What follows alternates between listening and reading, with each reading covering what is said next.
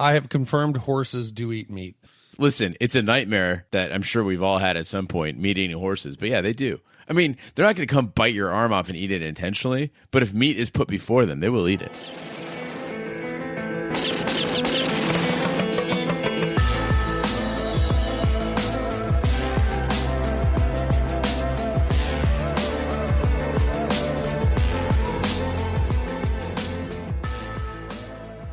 Welcome back to Shat on TV Westworld Edition, the companion podcast for the hit HBO television show Westworld. I am one of your three co-hosts, Roger Roper, also known as The Raj, and alongside me are my two cowpokes, Gene Lyons. Great to be back, boys. And Big D Dick Ebert. Thank God we are all together again. And this is our big podcast where we do a deep dive into this past week's episode. And we do, guys, I got to start off by apologizing to the audience. We typically release early Tuesday morning where we're after recording on Monday night. But Gene, you were still stuck in New Orleans, and I found myself in Seattle for some reason. Yeah, and then I had my 10-month-old get her first cold, so it was a perfect storm.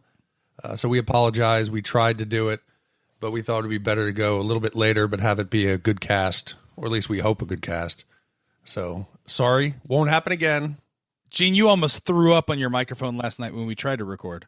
Yeah, I was found on a porch in a Spider-Man suit with a cowboy hat on last night. New Orleans things happen sometimes, but really, I had Westworld in my heart, and that's what matters. Yeah, I got people out there have to know he's not making these up. These are true stories. So when he says he was, fell asleep on the porch in a Spider-Man suit, that's literal. So please know what you're dealing with here. Oh, yeah, there's evidence, and we could put it on shatonTV.com. I have no shame. Our numbers continue to grow. I think, Big D, you had sent us a text message on our group chat that the Instacast set a new personal record for us. Yeah, it kind of validates that people want to get the conversation going right away, so we appreciate it. Our humble little podcast has grown, and it's all because of you. We appreciate it. Share it with your friends who might like the show. But I think they want to hear about the show here, Raj. Yeah, let's get rolling. All right, so let's dive into it. This week's episode was episode 4 on the Instacast. I and Gene said it was not our favorite, but upon my second viewing, I really enjoyed this episode. Yeah, I agree. I think there was so much going on the first time; it was almost overwhelming.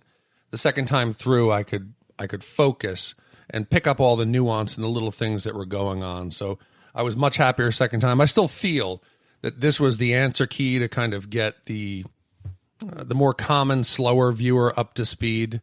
And I think you need to do that. Sometimes if you're sprinting far ahead like the show does, you have to slow down and let people catch up. As long as they don't do this every 4th episode, I think we'll be fine. So the title of this week's episode was Dissonance Theory. Boys, why do you think Dissonance Theory was the title for this week's episode?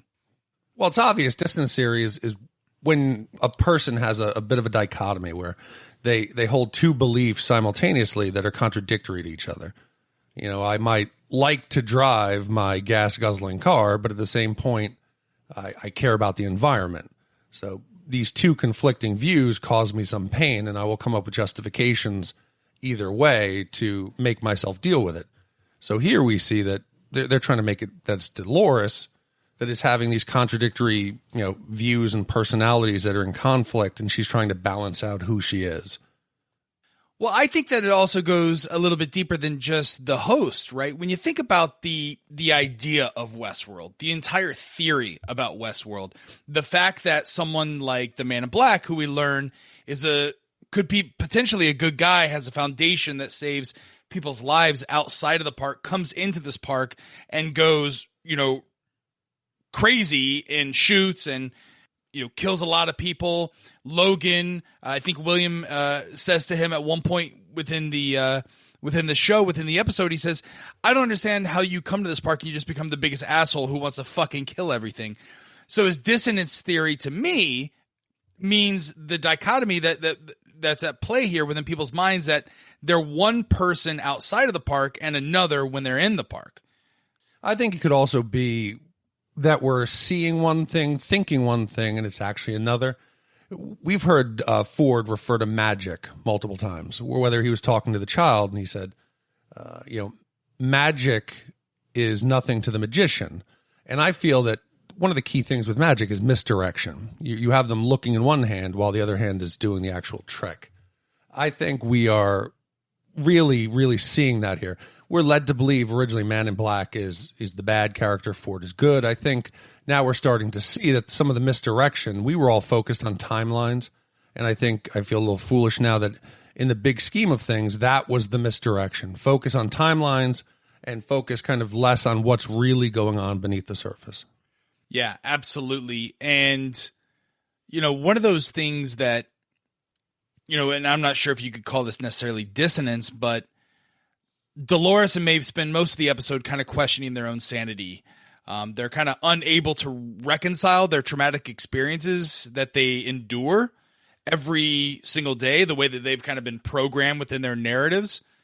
And, one person wrote that the cognitive dissonance is kind of a great metaphor for the way that women are expected not just to endure violence and harassment from the men that enter the park, but kind of to regard it as normal, nothing to make a big deal about. It's just a fact of life. So, as they're kind of in their awakening, they're kind of starting to realize this. And I think Dolores questions, is this a world that's worth living in, right? Yeah, and I think they also are trying to come up with a coping mechanism, because as they're realizing what's going on in their world and what they're having to endure, and they're having to find a way to cope with it. And I think we're starting to see that coping mechanism where they can just throw it off to, there's nothing here to see. This is nothing. I'm just kind of imagining it. Now they're starting to, whether it's the drawings with Maeve, that they're starting to realize this is something that's actually happening, and their coping mechanism is starting to fail, and it's causing them a lot of discomfort inside, and they're having to come up with a solution. I think that Elsie spoke to that a little bit as well when they were talking about the woodcutters carving too, that these hobbies are, whether given to the host or not, they are critical for them in the way that they make sense of the world, much like their concept of having dreams is critical for answering things like maintenance that they can't wrap their heads around because it's a whole different world. It's really, it seems to be that they find ways, they invent ways to almost like a pressure valve or like just a way to process as we as humans do with dreams or art.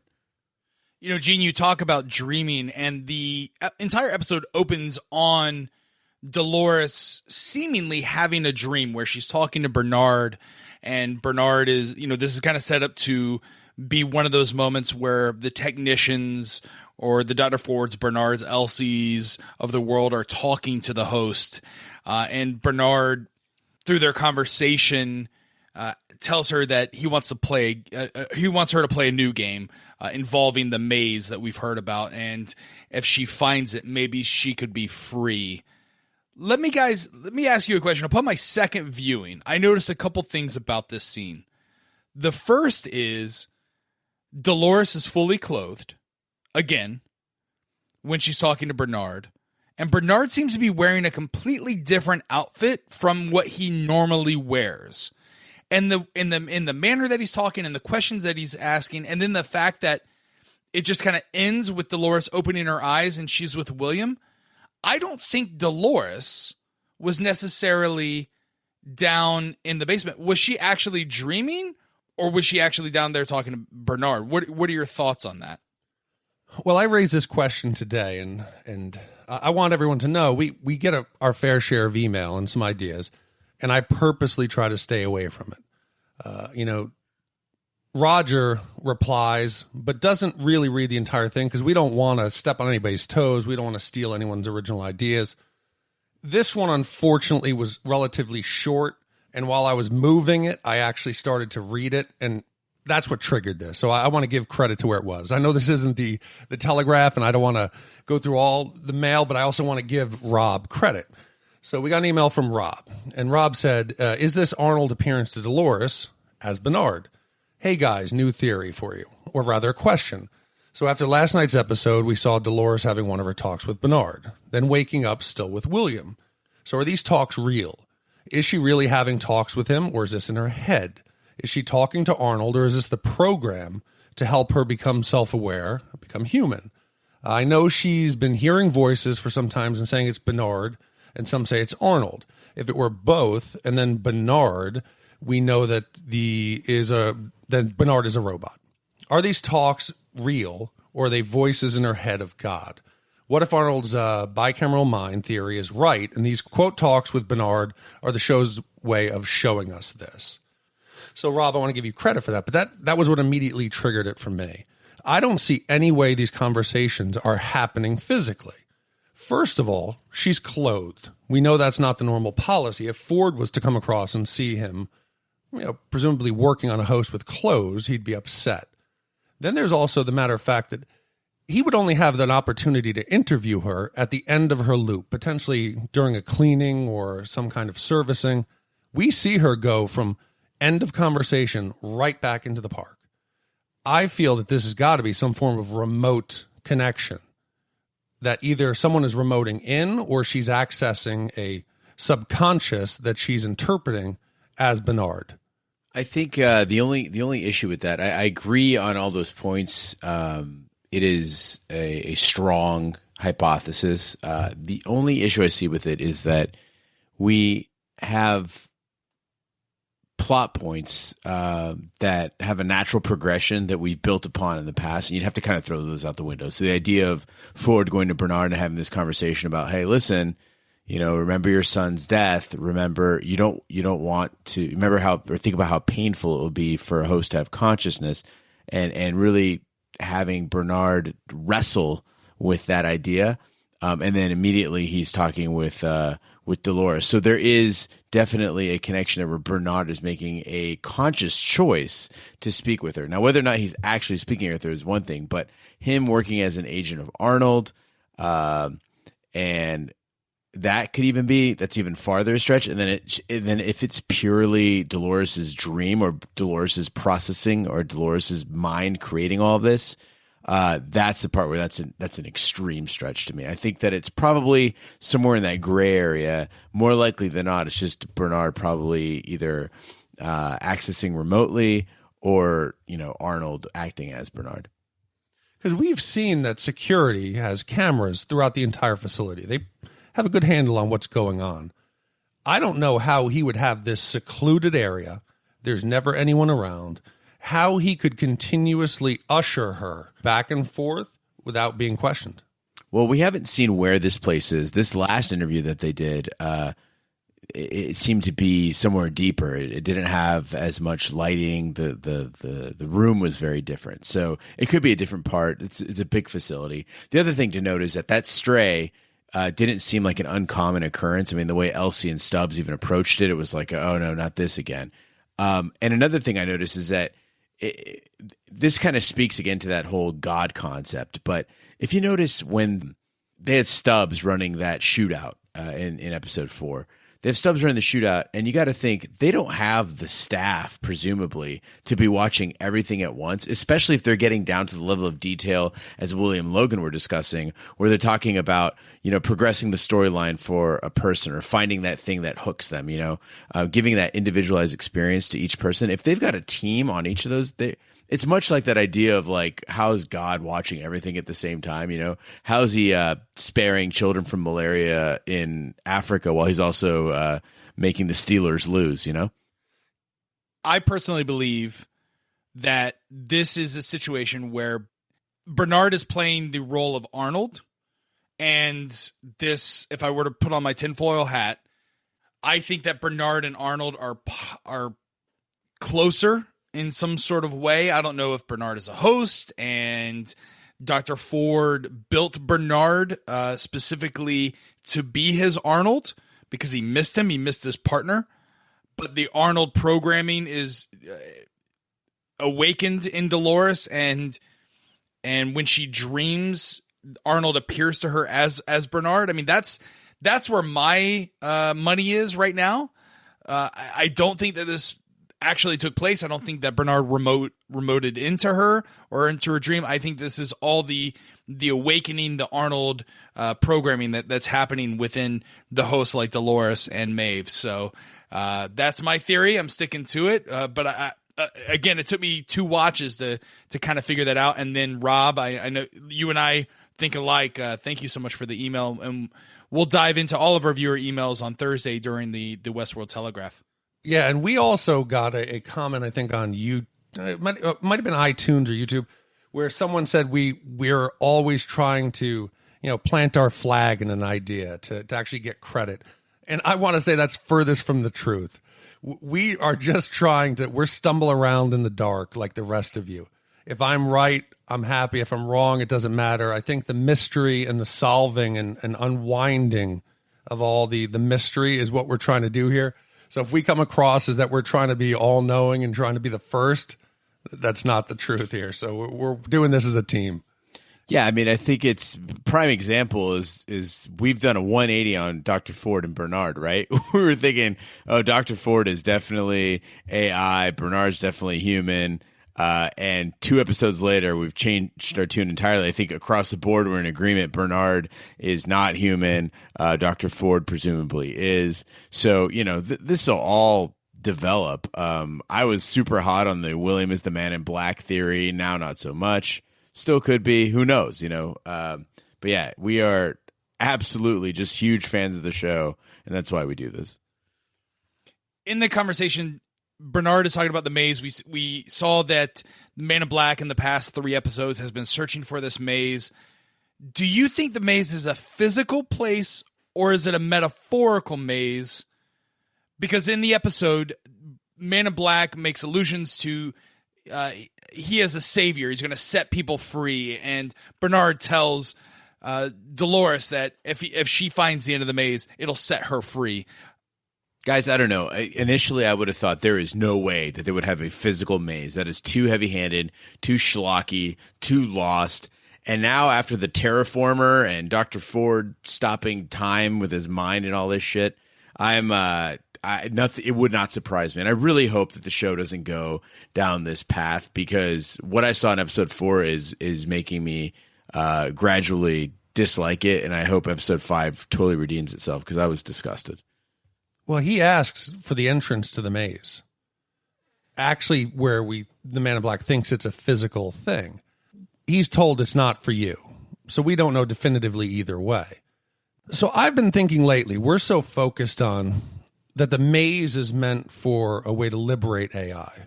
What if the maze is a game for humanity? More and more I feel that we're seeing people are coming to the park because they're feeling powerless. Whether in the real world now, we understand that disease is pretty much cured. I can envision a future where there's no fear of, disease, getting sick. Medical, care seems pretty great. So people probably have a carefree life without any fear of, consequences. That's not much of a life. I'm wondering if the maze is a way to get people to regain that humanity and that feeling of true life.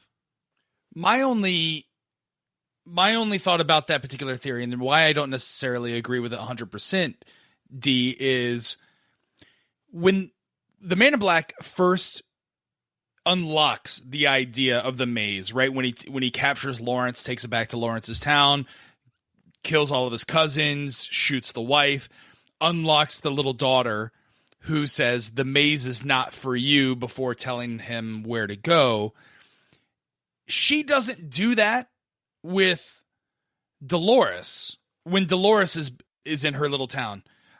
She doesn't say the maze isn't for you. So I don't necessarily know if I don't think the maze is for humans if the Man in Black is indeed human, because they're trying to prevent him from going there, but they're not trying to prevent Dolores from going there. She broke her character. She broke character again, as she's like kind of writing the maze specifically as it seemed for Dolores to do that. And I don't know if the maze has something nefarious to it, because at that time she short circuits and she sees a church with a graveyard. We see split screens, and you have to really kind of pause the scenes and kind of do some rewinding to get it right away. But the grave site that she's standing over is her own grave site. Well, all of the flashbacks that we see are of the original town. That is the town that Ford is, retelling where they're learning to square dance and where the hosts are first coming out. That's the original town. And the steeple, yeah, it's white, but the very top of it and the cross match what we see in the future with Dr. Ford. So this is definitely the town where it all started. We're seeing the origins of Westworld. And if you pause and you look, you can see a lot of the hosts in there that we're familiar with. In the background of one is Maeve dancing. We see Armistice. That's her name, right? Armistice? Yep, Armistice. Yeah, we see Armistice pre-tattoo, learning to square dance. And in these flashbacks, what I think is key is we're seeing organized religion has a central role in the original park. The church is at the end of Main Street. We see the graveyard right there where they're having reverence for the dead and they have perception of the dead. We don't see any organized religion in the current Westworld. Is that telling us that religion may have been at the cause of what happens? Well, I'm not sure if that's the case, but it is kind of one of those things that goes back to when we talked about Ford and Arnold were, Ford mentions that there was an existing Westworld before Delos got involved and that guests were not even, necessarily a part of the original equation. So in that scenario, what were they building if they weren't building a park? And Ford is adamant about the fact whenever they say a park, he always says it's not a park, it's a world. He never acknowledges it as a park. And there's a lot more to that when you think about it, talking about constellations in the sky. Why is there a moon? Why are there stars? Why any of that? I mean, to an extent, yeah, for the guests, they might look up and see that, but also there've got to be, there are parts of this world in existence that existed at some point that don't exist now that seem to serve a purpose that is not monetary by any means. So let me throw out a theory to you guys. Dolores is over her own grave. They would not have her own grave there in this world that you're describing, this utopia of religion and no capitalistic endeavors, no Delos. But are they utilizing real humans and their consciousness? Are they putting those real human minds into the host that they were creating? And that was like the original, that was the human Dolores' gravesite that the robot Dolores is lying over and looking at. I can't see that for a few reasons. One, if you died, you wouldn't see your own grave, so that doesn't make a lot of sense. Two, we see very distinctly that although we haven't seen Sizemore in a couple episodes here, like he's master of creation, or not necessarily master of, but the foot servant of creation when it comes to these characters, what they look like, how they behave, and what their storylines are. And it just seems like there really wouldn't be a use for using an actual human consciousness. That would be so problematic and not very useful. So I don't see it. I think there's so much going on that this is a question that's so way above the information we have. We're trying to solve the case and we've just arrived at the scene. I think the origin and the original purpose is so beyond. There's a million different ways it can go. And if you read the Discovering Westworld disclaimer that guests had to sign, one of the questionable ones was that, Delos owns the biological matter left behind of any of the human guests. So that means DNA, skin, fluids. So there is some, genetic, whether it's cloning or whether it's an attempt for monetization of extending life through artificial bodies and mind transfer. This is so far out of, we can't even talk about it because we're going to be so far off. We're having a hard enough time trying to figure out who characters are and what they're doing. So I think, thank God, this will hopefully be answered down the road. All right, so back to the original question, and it's just a yes/no question. Big D, do you think the maze is a physical maze, or do you think it's a metaphorical maze? I think it has to be metaphorical. The maze is the entire course that he's taking right now, the Man in Black. It's like that corny old saying, what is it? It's not the destination, it's the journey. I'm almost feeling like the maze, he's going through it right now. He's encountering and experiencing things that are the maze.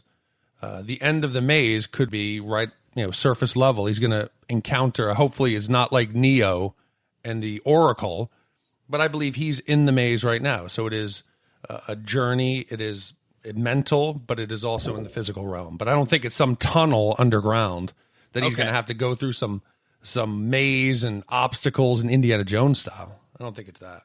I think if it is a maze with obstacles and Indiana Jones style, then I'm just, you guys are going to have to do the rest of the show without me for any remaining episodes. I do think it's fascinating that he keeps the scalp around and just kind of takes it around with him wherever he goes. It's this thing. He shows it to other hosts, and he's like, "Look, this is what I'm looking for." He's showing people. He's like, "Hey, give me an answer. I'll scalp you. I know you might have something underneath your skin flap as well." Yeah, I'm just sticking with the opinion that I really, really hope that it is metaphorical and not a physical cave or physical maze. If it is, I'm going to have a real hard time with this show. And in that case, everybody, please send your applications to host at Shat on TV. We will be looking for a third host to take the Gene seat. And again, host at shatontv.com. Accepting applications now. Well, you're talking about like the journey and the experience that people are on. William and Logan in this episode, I wrote down in my notes, it's all William and Logan have fun. We learn a couple things here in this storyline. Number one, that Logan and his family are extremely wealthy, and their connection to Westworld is deeper than originally thought. He apparently works for his family, which is potentially Delos, like the major investor in Westworld. Is that what you guys got? Well, I think first off, William, aka now we know he's Billy, and doesn't like to be called Billy, so don't call him that. Logan is aware that the family business is an investor in Delos, that they have a stake in it. Logan doesn't seem to be there maybe on a personal fun trip. This seems like it's more of a scouting trip. Billy's oblivious to all of it. He thinks this is bachelor party fun time. And we understand that Logan also has a better understanding of what's going on behind the scenes. When Dolores pops up, Logan has a kind of an epiphany. He says, oh my God, behind the scenes, they've sent her here because they saw you had an interest in it. He's not just a casual guest who's out in the park mindlessly having fun. He has some intimate knowledge of behind the scenes and how that the actual staff manipulates situations to enhance the experience. Billy seems oblivious. I think this also speaks to that whole question of why Dolores collapses into his arms, right? That we can establish that this is not because she was running from the scene of a shooting, but rather that she was sent there. These are two completely non-linked events. So what you guys are saying is that you think the narrative department sent Dolores to William. You don't think that she did it on her own? No, I don't think they sent her there, but Logan is aware that that's traditionally how things go. Correct. I don't believe Dolores was sent there by narrative, but he's showing intimate knowledge that no one should know. I worked at Disney. I know what goes on in the tunnels. I know how it works. I know the inner mechanisms that have the park go. You don't see that as a guest. Here, it's very difficult that Logan would have that knowledge without some form of research, some form of, behind the scenes connections. This is not fun for him. I think this is definitely a business trip. Well, I think he's also knows, he's kind of an experienced player too. When you think about the Man in Black, the fact that he's been coming to the park for over 30 years, if you play the same video game, you're going to know where all the tricks are. And so I look at Logan as more of an experienced player, but not one as experienced necessarily as the Man in Black. And he's not as experienced because when they escape or when they're out on the bounty with who are they looking for? Slim, what was his name? Who was the bandit? Slim Miller. When they finally capture Slim Miller talks about how his boss will pay him more, and he shoots the bounty hunter that they're with, and says, "Well, shoot, this is an Easter egg, right? That's a video game reference. That hey, this is something that I haven't seen yet. I'm going to go follow this. It's kind of almost like a hidden level." So number one, what do you think is that hidden level Logan is going out on? I just think it's a bonus pack. It's an extra mission add-on. Something that he's not done, and he's excited to do it. But to kind of go back to what you'd said, that you believe he's just an experienced player, he says it point blank, everything is business with my family. He gives you the answer. He's there playing the good, happy guest. He's doing intel. And I think the Easter egg where he's going after Slim Miller and what was it, El Lazo? El Lazo. Is some information that the family might not have currently. Listen, I really enjoyed the William and Logan story arc this episode.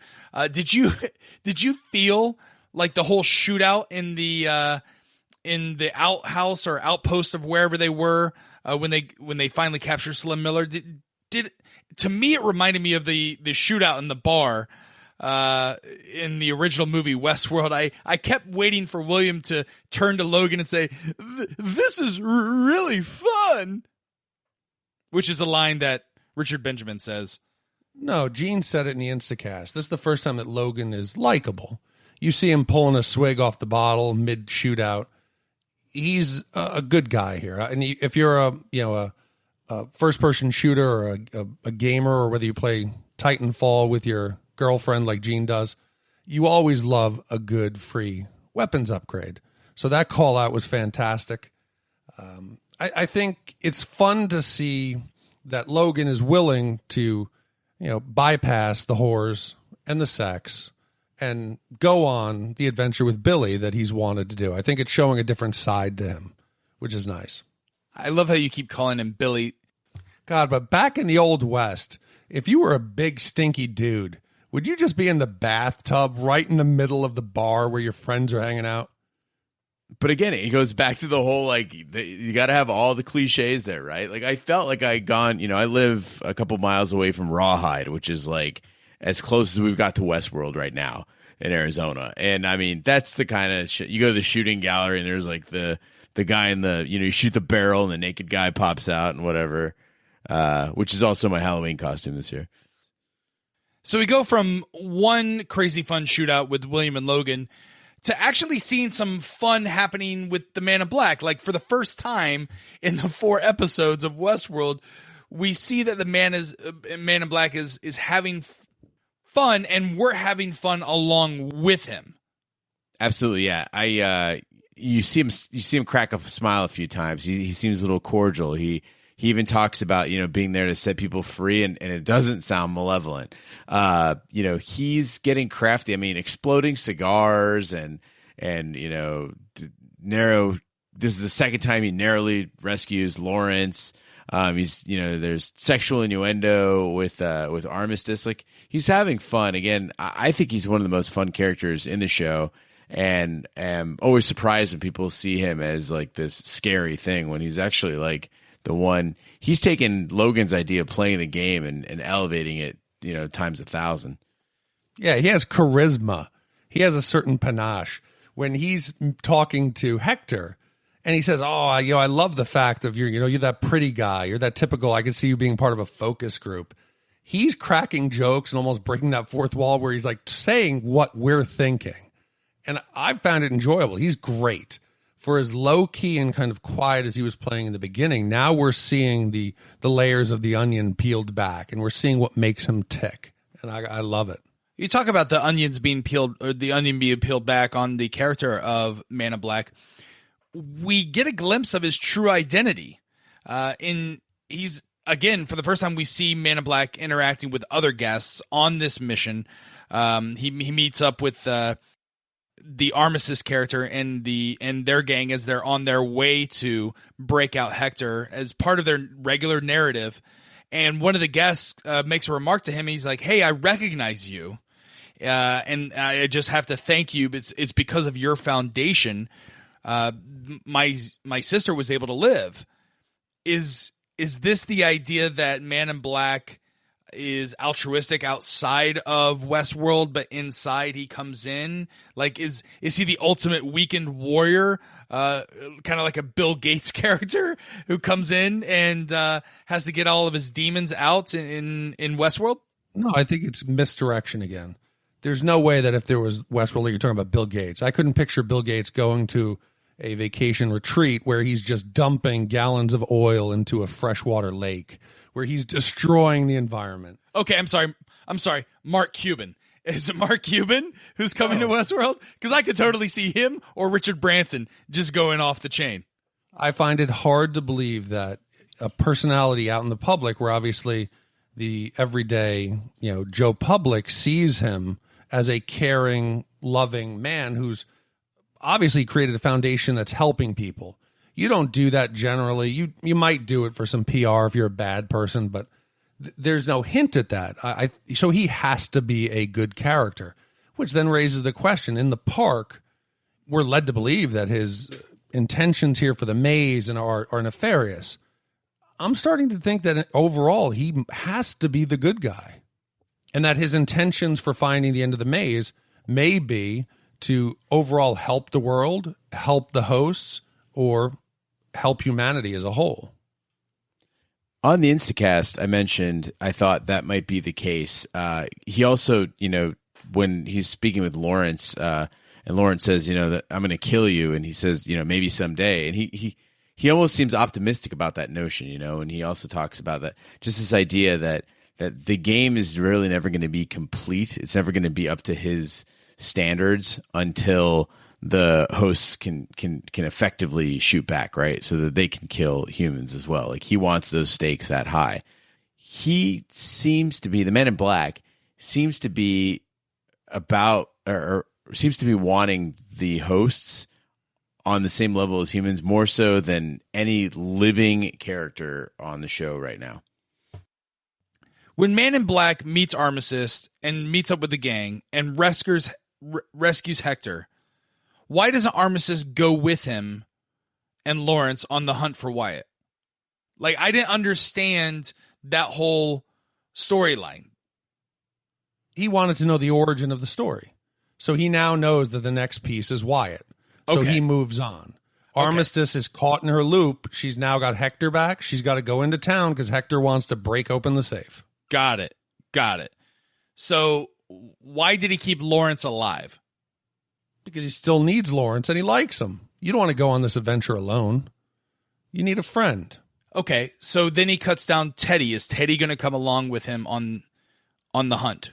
If you watch the trailer for next week's episode, you'll notice that, yes, Teddy is strapped to the back of his horse. So, Dick, you're talking about the Man in Black possibly being a good guy. Now a guy that we thought kind of had that benevolent sort of grandpa-ish look, the white hair, and was the inventor and all of that, Dr. Ford, we're seeing him, a very dark side of him, in his conversation with Teresa. Yeah, he's flaunting his power. He's telling her, I know everything about all of our guests. I know everything about all of our employees. There's been many people in your position before, and they've come and gone. It's frightening the way that he almost demonstrates his power as a god. He's talking about this world creation, about in the beginning they were gods. He has a robot army at his beck and call, and he's showing his power. He's flaunting it by freezing the world and showing that everything bows to his will, and he wants her to do it as well. He went full Old Testament in this episode. I found it interesting that, that idea of the subtleties that Ford expressed to Sizemore after the presentation of Odyssey on the Red River comes back again here, where this guy is obsessed with the details in making a point. And he purposefully sat Teresa at the same table where she'd been with her parents. And at first, you kind of get that feeling like, that's so thoughtful of him. Then you realize how dark this guy really is. Up until then, I was like loving this scene. And then comes that terraformer, and it just ruins it for me. Talk about feeling like we're watching Lost all over again. It was big. It was ridiculous. It was animated strangely. Did not like that part. Yeah, he's making a point to say, I will take your childhood memories. I will take the old parts of the park that had great, value to people that you hold dear, and I will just destroy them. I will control everything, and you are powerless. He is playing God, or he's playing the devil. Well, let me guys ask you this. He says it's not a retrospective, right? He's not reintroducing something that people are going to remember. He's not going to do Jurassic World. He's not going to do Ghostbusters with an all-girl cast. He's not going to do Star Wars: The Force Awakens, right? It's going to be an all-new narrative. So for the people that are thinking that he's going to reintroduce the idea of religion, right? He's going to go back to what the old park was. That's why we keep seeing all the church. If he's not doing a retrospective, then what is it? What is the new narrative? I think it has to be something organic. It has to be almost not a narrative. In the past, it's humans that have set up the storyline. The only thing that's something new and completely unheard of is to allow the host to create their own story. And you might need free will to have that. But the only narrative would be an original one that you haven't created. How do you bring that together, though, with his approach toward the host, right? So this is something that I was trying to wrap my head around, was the idea that he is reminding everyone these aren't people. They are machines. Don't treat them as such. Don't make that mistake. Don't do what Arnold did. And yet at the same time want to give them a sort of a free will or give them any sort of a concept of creationism that they can, control their own destiny or be creative. Well, he might be just intending to give them creative control over their story without being conscious or aware or treated like a person. But in the end, they're still under his control. They're a machine. You treat them like that, and that's the way he can rationalize it.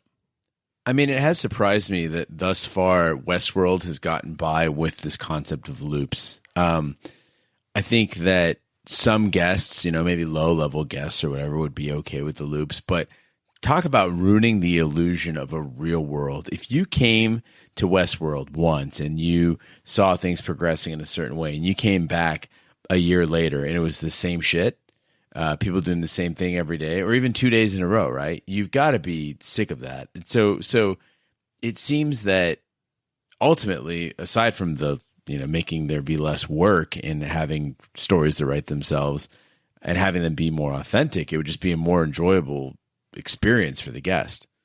When he's talking to Teresa, though, and he kind of surprises Teresa with the line that she's not the only representative from the corporation that's there. Is the representative Logan or is it somebody else? I initially was on the thought pattern that it was Logan, that he was the other person there. But the more I think about it, again, I'm still a believer in the multi-timeline theory, and it's just there's not enough evidence to back that up. I think there's another character that we probably haven't seen yet. So, yeah, I think I know who it is. We see the Man in Black's interaction with Hector's gang. When he first is threatened that they're going to feed him to the horses, he shoots two of the henchmen. There is a guest that's with them that's ominously placed in the background that Armistice kind of waves it off because he's going to try to shoot another one of the guests. We also see him later on, always in the background. We know he's human, but he never really talks to us. They're putting him in the shot so we see him. It has to be this guy. Do you know who I'm talking about? You think it's one of the guys whose gun jams during the shootout in town, the bank robbery or the safe robbery with the Escalante gang, where they say, let's lock up those guys' guns and then, slip a key in their breakfast the next day. You think it's one of those guys? We've only seen and identified maybe a handful of human guests. And they've always been caricatures, whether it's the douchebag in town who wants to rape Dolores, whether it's the Man in Black who seems to be the baddest gunslinger originally. We've never seen a human identified, but yet still remain mysterious and undefined. That's just my thought. We'll see what happens. So the last thing, guys, I want to talk about here is Maeve's awakening. That was a pretty big story arc within the episode. We see Maeve remembering things in the same scenario as Dolores, but she's experiencing it in a little bit different way. She's seeing technicians in her flashbacks, and And possibly, I guess, in previous recollections of this, she's drawing this character down and then hiding under her floorboards. And then she's discovering this for the first time. This is one thing where I didn't quite understand their plot. Yes, I get that you're trying to tell us that she's seen this multiple times and she's always hidden them under the floorboard. But why would she now just find them if she's constantly putting them back in the same place? No, this is very Memento. It's showing us that she's had multiple loops where she has this realization. And each time she tries to scribble down a quick cheat sheet and throw it in the floorboard. She starts to remember that she had been shot, but she checks she has no scar. She wants to do some investigating, so she pulls in Hector here. Hector pulls out the bullet. Are the technicians that sloppy that they would miss a bullet? Yeah, so I didn't catch this on the first watch, but I kept it on the second watch. There's actually a scene that she remembers with the technicians talking to one another, how they've got to get her onto the next shuttle. So they rush and they're like, well, she still has a bullet fragment inside of her. They're like, fuck it, patch it up, get her up. So that's what she's remembering. That's why she needs Hector to dig into her and pull out that bullet fragment.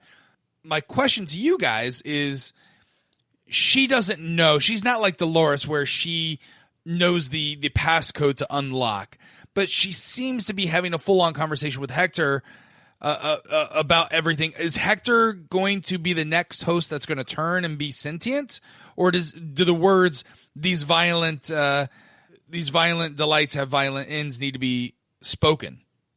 I think that seems to be key to unlocking, but she's raising questions to him that he doesn't seem to have questioned his reality. Most of the hosts that we see now struggling with this, we can tie back to the original batch. We see Dolores, we see Maeve actually in one of the scenes in the background, Armistice. All of them seem to be original hosts that we know. Ford had mentioned bootstrapping consciousness as a way to have an inner monologue created and to make the storyline more fluid in the original. This could be something that's just, only contagious within the original group of hosts. All right, if I'm a technician and I go to clean up Maeve because we see the sheriff and the soldiers shoot through the door as they're kissing and, it's nice, they're romantic and all that stuff. But how are the technicians, if they're worth a damn and they go in to clean this up, they're going to see the knife mark that Hector has where they've removed the bullet. How are they not going to decommission Maeve? At this point, we already seen her have troubles before.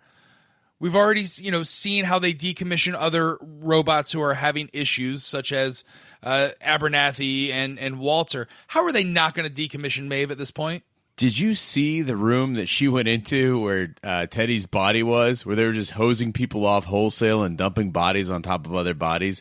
This is a sausage factory, man. This is like it is a butcher shop. It is a knacker's yard. They are just pumping these bodies out, and it makes sense. I mean, they're getting killed, they're getting fucked. They're just moving these bodies out. Same reason they left the bullet inside of her, right? They're demonstrating that there is a great recklessness in this park, both from a leadership standpoint and a maintenance standpoint.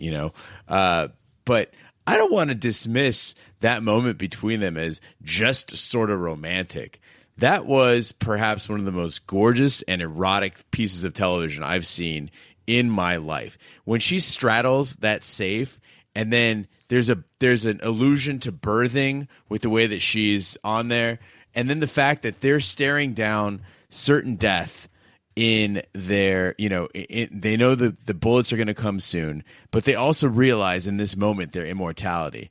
And what is the first thing that she, a prostitute, wants in that moment of realizing her own immortality and flaunting her own free will in the face of certain death? She wants love.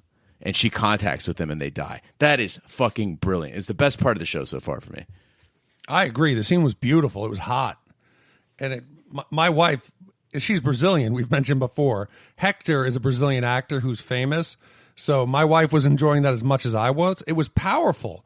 You could see Maeve, demonstrating that she had some power over Hector, that she wanted information to give him the code to the safe, But I think the answer here is clear what she's going to do. They're coming in guns blazing, not for her. They're coming for Hector.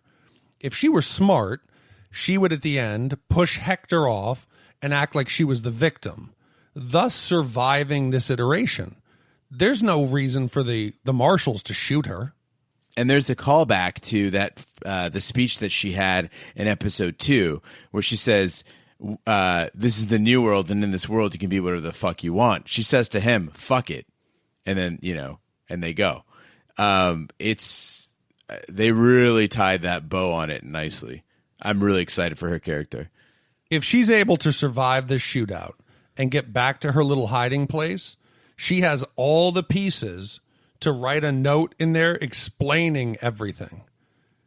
This could spell bad news for the park. Yeah, she seems to be collecting more evidence in a more scientific, detective manner than Dolores is right now. So I like the path that Maeve is on. And guys, I'm going to have to agree with you. I think it was a very sexy scene that Maeve did. I just wish it wasn't on such a market-tested character like Hector. He does look real good in every scene. He's a bad boy. I can see the draw. He's a bad guy with a heart, though. He's a bad guy with a heart. No, but he's got charisma. He's smooth. Yeah. People always comment that I'm talking about the dudes in the show. I'm sorry. I'm just objective. I'm confident in my sexuality that I can say he's a handsome man. That's what you say about Gene. Songs played in this episode. We got tweets asking us to identify it. You probably already know it, but playing on the player piano was The Cure's A Forest. Any meaning behind A Forest being played? Gene, you're a big Cure fan. I'm a massive Cure fan, and I know that. I mean, I didn't pick up on that. I was just happy to hear The Cure at all. But there is that the concept of being lost, and being led into this abandonment and being led by mysterious voices. But that's 60% of Cure songs. Yeah, and I really enjoyed the fact that they played La Habanera, and I almost got a chuckle out of it because it's kind of a funny song, and in the context of the opera that the La Habanera is from, it's kind of a silly comedic performance, and I didn't understand the meaning of it again until the second watch. And La Habanera, the whole song about I'll love you, but if you don't love me back, that's when I'll love you, and if I love you, you better watch out. That's Maeve basically singing to Hector, right? That's the whole purpose of that song being played during the shootout. Yes? I sure hope so, because I thought I saw it as just pandering, and I was very upset by it again. I was like, oh God, are we going down this road? Like, we're basically just really, really, really trying to get the audience to go, oh, I know that one, and this is something familiar. Oh, it's a testament to the fickleness of love. And I mean, that's what that whole interaction between Hector and Maeve that was so sexy. I mean, yeah, it's a silly song, but I mean, that's the hidden meaning behind it. And I agree. I thought it was a little bit of pandering the first time, but the second time I was like, wait a second. I think they know what they're fucking doing here. And anyway, that's my whole thought on it. Oh, I don't disagree. I'm saying I hope you're right. I hope it's not just because. Yeah. No. Again, for those of you who've never seen Carmen, the opera basically is about a gypsy woman who falls in love with a soldier named Jose. So possibly, in my theory, Carmen is Maeve and Jose is Hector. I don't know. Anyway, that's my story. I'm sticking to it. So, guys, any other things that we want to talk about before we end the cast this week? I have confirmed horses do eat meat. Told you. Hey, if you Google, do horses eat? I'm glad that's the number one question. But then somebody says, do they eat hay or apples? Of course horses eat apples. Maybe it was I think it's an or question. Like, do they eat hay or apples? But yeah, I mean, horses, listen, it's a nightmare that I'm sure we've all had at some point, meat eating horses. But yeah, they do. I mean, they're not going to come bite your arm off and eat it intentionally. But if meat is put before them, they will eat it. Do you know what a gay horse eats? Hey. So that concludes our Big Show podcast. Remember, every week we read your listener emails on a segment we call Westworld Telegraph. That's released every Thursday.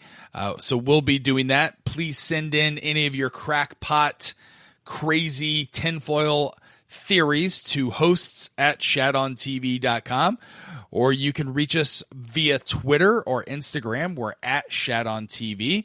We're also on YouTube. Big D, you've been redoing our whole YouTube channel and getting a lot of traction there, correct? Yeah, we're also going to start doing some top 10 moment videos for each of the episodes. The top 10 things. Did you see this? Did you catch it? But the video versions of the podcast have been a big hit, getting a lot of interactions. So, share it with your friends. We're on every social media channel. If you know somebody who likes the show, please share us. Yeah, and we've been getting a lot of good 5-star iTunes reviews, so thank you for everyone who's been doing that. Thanks for everyone who's been commenting and waiting for this particular episode. Again, we do apologize that it was sent out a little bit late, but we'll make sure that we don't let that happen again. And it was just truly due to our travel schedules and the fact that Big D's daughter was sick. So on behalf of my two co-hosts, Big D and Gene Lyons, this is the Raj saying we'll see you next time here in Westworld. Hey.